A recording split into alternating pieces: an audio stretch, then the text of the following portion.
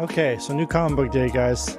Let's tune in. What's going on, everyone? Welcome back to King Mice Collects. We got our new comic book day video. We're a day late. I had to celebrate the wife's birthday yesterday, so we took the day off. We moved everything over to Thursday. Normally, those are off days on Twitch, but we are live. Twitch.tv/ThereCanBeOnlyOne. See the chat scrolling on the far left.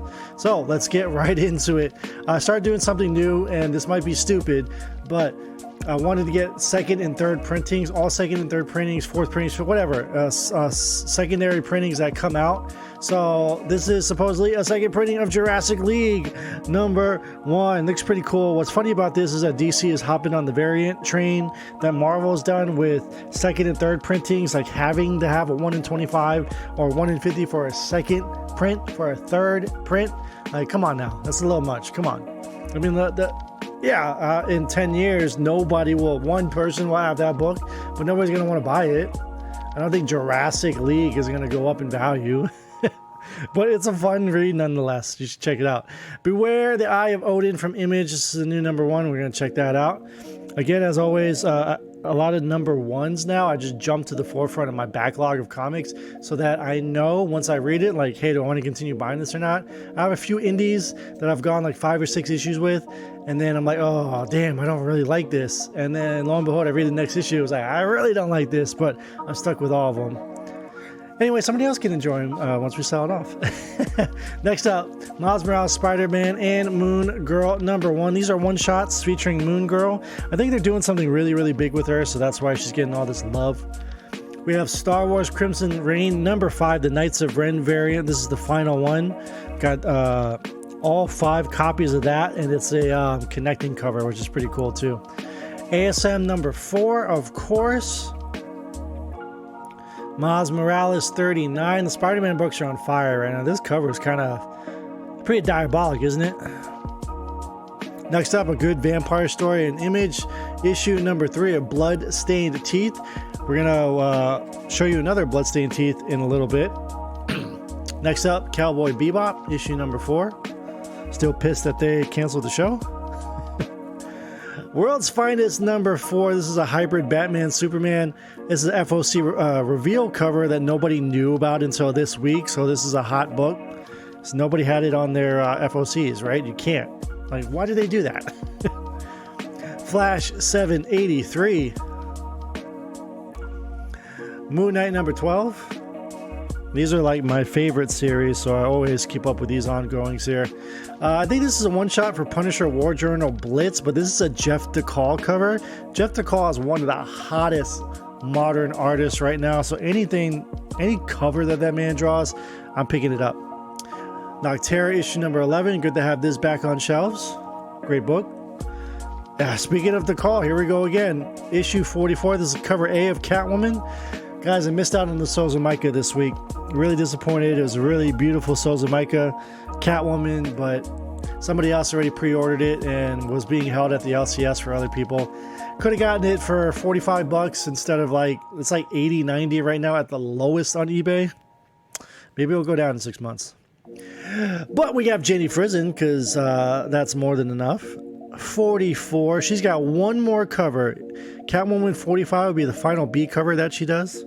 So I don't know what she's moving on to next. I know she's doing one Poison Ivy cover, I think, for issue #3, but I'm not sure if that series continues, if she's going to be doing the B covers for Poison. Miss Pamela. So we'll see. Another hot artist right now who's always really good with his Marvel female characters. We have Arthur Adams on the variant for X-Men #12. Arthur Adams is on fire right now. So we'll set that aside here. And then to round it out, we have Something is Killing Us at Children. 24. Opening up that stomach and that beast inside. Grotesque. And of course, they've been doing these the last few issues where it's like a cut off mask that opens up to show the character. And again, this is Frizen, so we have that. And because it was cheap enough, we also bought the Virgin variant. Oh, it's the bloody one too. I just noticed that. I might have to change that up in my catalog because I thought this was the normal non-bloody version. All right, moving on. We have some Whatnot sales. This store right here is from the LCS. They do sales every Saturday. Want to support the boys because there's not too many people in there, and we got some good deals. So here's some throw-ins, and we have some sticky notes on top to denote who it's for, aka me, Vaughn, the Vaughn and only. So throw in for Batman 45. Miles Morales 25. These are both B cover for Batman, variant cover for Spider-Man, but it was like a cover C. I didn't have the Batman, already had the Spider-Man. Dark Knight's Death Metal, the Art Germ Wonder Woman, already had that, but good to have another one. Next up, apparently I thought I didn't have this issue, but I have two, so now we have three. This is Deadpool issue 46. It was cheap enough. It went for like $2, I believe, so went ahead and picked it up. Quan, I'd appreciate it if you didn't do that while I was doing the YouTube videos. We have Dark Red. This one was interesting. So Dark Red #1. This is the Shannon Mayer variant. Shannon Mayer takes a lot of actual models and then superimposes them into like digital art, so you can tell that this is a model posing for this. So this is apparently a $100 variant, and it's signed by Shannon.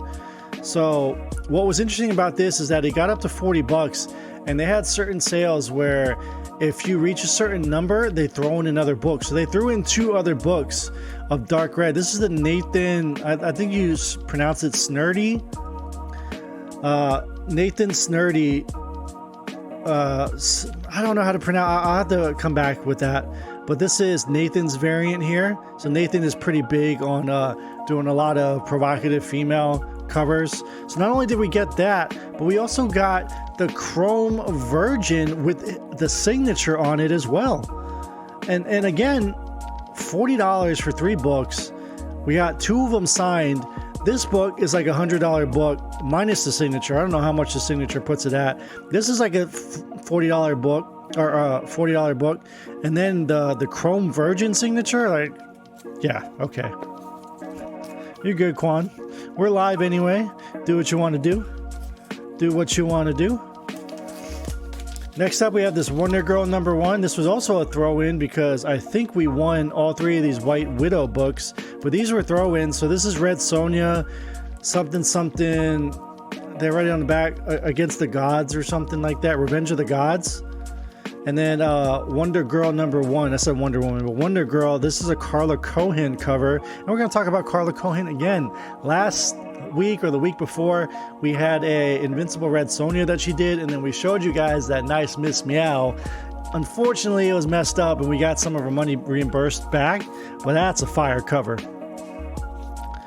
And then these White Widows, again, it was like $50, and then he kept tacking on. So this is the only reason why I wanted to continue winning them. So we have 2 copies of White Widow. This is on the right side, a Dragon Con variant, which is about a $25 book. This is just a cover B, I believe, or cover A for #4. But the one that sealed the deal, absolutely not. No. Lycan. What's up, Lycan? Good to see you, man. Is this White Widow Mandalorian variant signed by Jamie Tyndall, but it is a metal cover. I don't know how much metal covers go for, but this is fire. It's super dope. And this is my like 2nd metal cover here, which is great. Well, Absolute Comic Group does the White Widow series. It's just like they do the Good Girl style covers and stories, so it's not like a big national-wide hero or anything like that. So it's for the boys and the girls. All right, next up, we're going to be talking about Souls of Micah again.